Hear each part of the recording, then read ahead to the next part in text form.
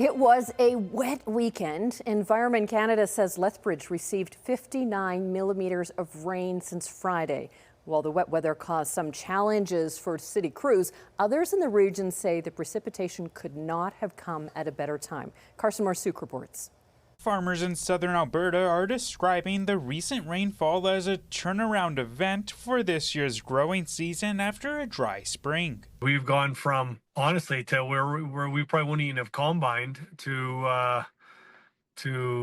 probably having an average to potentially a little better than average crop. And so, I mean, they talk about $1 million rains, but you know, these are multi-million-dollar rains for lots of farms. Heading into the season, the St. Mary River Irrigation District set an allocation level of 12 inches. I've heard from some of my irrigators that they feel it could be a real game changer for this year's crop year of just the time it came and the amount of volume that we got in some areas. David Westwood says the rainfall should help ensure that number doesn't decrease over the summer. We saw an uptick in all of our reservoirs, again, mainly due to lack of use, but obviously the rainfall actually contributed to some rising levels as well. According to weatherstats.ca, Lethbridge received more rain in the 2 days than all of June last year. And while it's good news for some,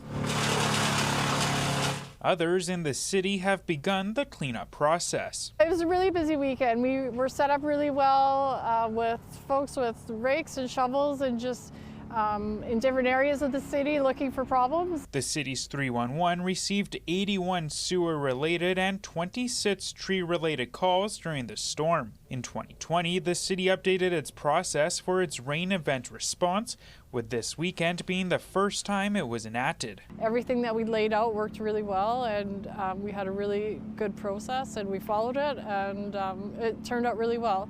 I think we were really lucky that the storm was as slow and steady as it was, and it lasted a long time, and we had lots of notice. The city says while the wastewater treatment plant saw significantly increased flows, there were no major issues reported. Carson Marsouk, CTV News, Lethbridge.